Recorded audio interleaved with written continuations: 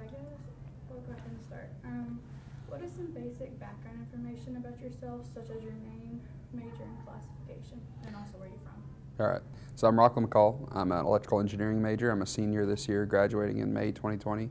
And I'm from the Jonesboro area. I used to live in Bono, then I moved over to Lake City, and I've lived here all my life. Basically, I'm 21 now, getting ready to graduate. And what was life like before college? Ooh, that's a good question. A lot of schoolwork, a lot of trying hard to get into college and get into the the colleges I wanted and everything. Earn the scholarships so I could afford to come and everything. Yeah, I don't know. My life before college pretty much centered around high school. That's who I was. So what's life been like since you've been in college, like on campus organization and just kind of getting around socially? It's been pretty good. I mean, I live off campus, so I don't spend a whole lot of time here except for when I'm doing classes. But the engineering department's a pretty tight-knit group, and so I found a lot of friends there. There's a lot of, it's really easy to get to know people. There's only 5 graduating electrical engineers in my class, so we all know each other and get along real well and everything. So I've made a lot of good friends there as far as in my department goes, and we get together and like study together, all that kind of stuff. And then organization-wise, I started participating in ASO, Apostolic Student Organization. I believe it was my sophomore year, my sophomore year. So started participating my sophomore year, I became president my junior year, and I've been president for a year and a little bit plus now, going on a year and a half. But yeah, so I've found friends through that and met people that way. What's your favorite college memory so far? That's a good question. It'd probably have to do with ASO. We've had a lot of fun times. I mean, we do game nights every year. Or every semester actually, and that's always a lot of fun. We go to the late night breakfasts that the campus hosts, and so we always have a lot of fun doing that. Just getting people together and having a good time is always good. What's your most embarrassing college memory? That's another good question. Oh, I once.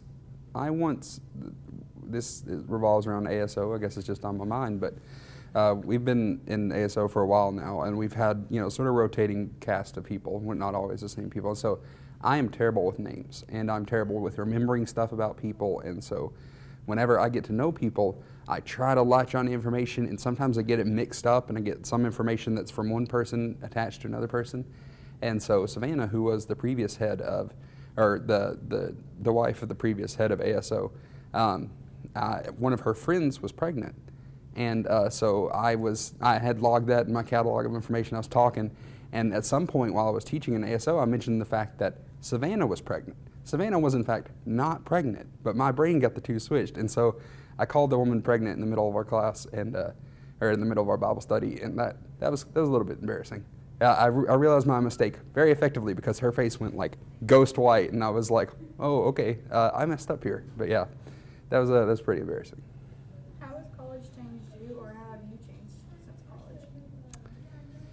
College has done a couple things. I'm a lot more independent now because you're sort of forced to be. Just being away from your parents, stuff like that, having to like get your own lunch and all that kind of stuff. Having to manage your own finances, all that, just really makes you be a little more independent. Makes you not only be a little more independent, but feel a little more capable because you have done all this stuff and you've handled all this stuff. You've had to get insurance and you've had to get tags for your car and all this kind of stuff that I didn't really have to deal with a few years ago. And so college has basically thrown a lot of challenges my way and also shown me that I can meet those challenges. Yeah. And what are your plans after college?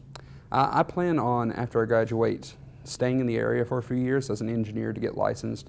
You have to do work study not work study. You have to do basically an apprenticeship for 4 years as part of the licensing program. And I also wanted to pursue a master's degree in theology first, and then hopefully after that a master's degree in electrical engineering. And so I plan on working around here for a few years while I pursue my degree in theology online, and then possibly moving out of state somewhere to get my master's degree in engineering. But yeah. What advice would you give to an incoming freshman? Incoming freshman. I mean, it depends on what their situation is, if they're coming from a long ways away, or if they're from the area. But either way, you should really find a group of people you can attach yourself with on campus. Find a group of people who not only just that you can get along with, but people that believe the same things you do, that have your same sort of values. Because college is a hard time. It's a time when you make a lot of decisions about who you're going to be later on. And if you're not surrounded by people you know and people you know that share the same ideals you do, I'm not saying that you shouldn't expose yourself to new beliefs, because you definitely should.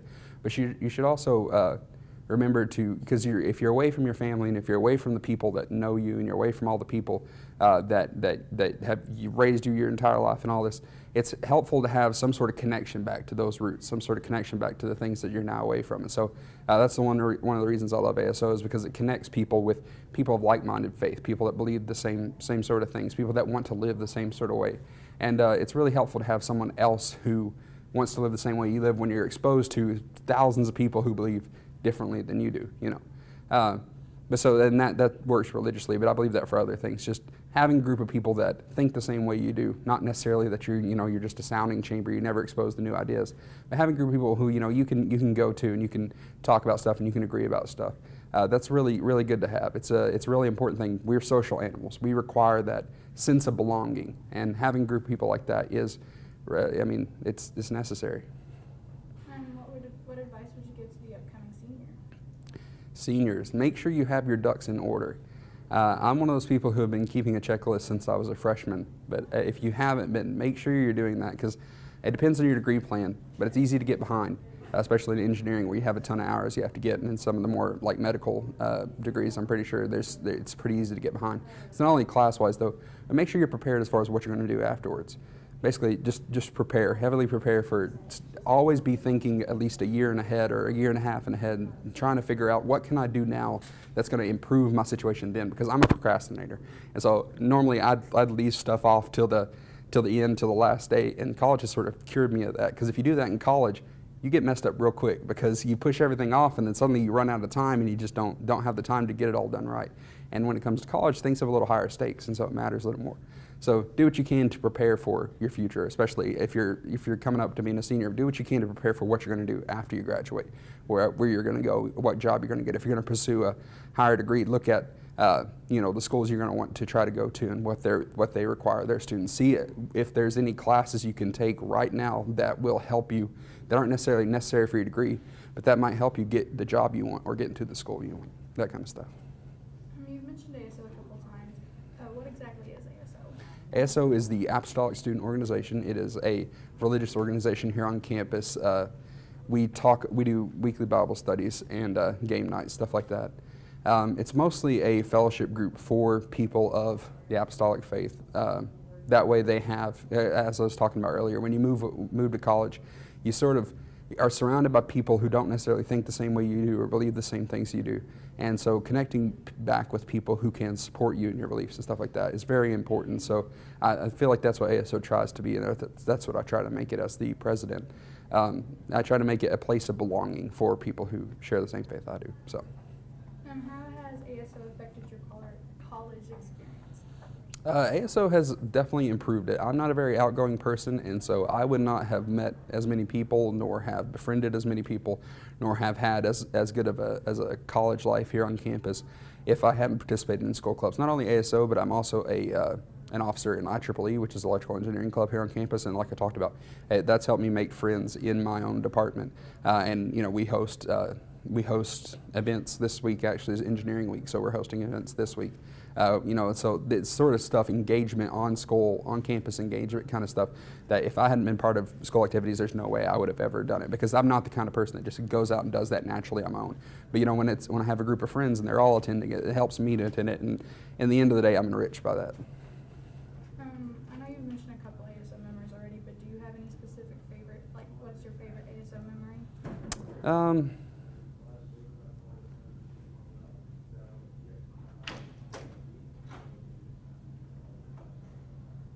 Like I said, my memory is absolutely terrible, but I'm searching. You can't, because it was kind of an add-in. Yeah.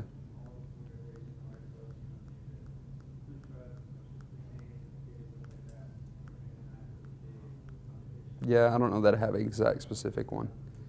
We've had good times, like I talked about. We always have good times when we get together. It's not, we don't do any, I don't think we've done anything that's just like monumental and you'll remember it for the rest of your life. But it's the little things that I like. That come to my mind. You know, just the stupid jokes, you know, we've told whenever we're doing game nights, and especially like the late night game nights where you're up till like 11 o'clock or 12 o'clock, and you know, you're playing games, and you know, you're just trying to be funny while you're sleep deprived, and you got finals coming up in a few days, and you know, so those little things were in the middle of a crazy world, in the crazy world of college, where you've got all this stuff going on, you've got tests, you know, hanging over your head, where you've got all this stuff to think about. You know, just finding those little moments of escape with, you know, some people that you can get along with and laugh with and all that. I mean, that's the only thing that comes to my mind as far as that's what I love about ASO. Last question. Do you have any like horror stories about finals week? I am a decent test taker. That is one of my few good qualities. I am pretty good at test taking, so finals have never been that awful on me. The biggest thing, the worst thing that I think has probably ever happened is the fact that I had 3 finals back to back on one day with like 15 minutes in between, and one of those finals, that wouldn't have been absolutely terrible. I mean, it's better to have them spread out, obviously, so you can take time to cram for each one. Cramming for a test is necessary, at least to me. I don't know how other people do it, but for me, I like to have like a good 6 hours before a test to just study that material, even if it's like the night before, just study that material, that way I can remember it on the test. But one of those tests in the middle of those 3 tests back to back was the general chemistry test. And Gen Chem is all about memorization. And I could not, for the life of me, remember all the stuff I'd crammed, you know, after sitting through, like, I think I had a math test before that, and I knew that I had like a history test or something coming up after that.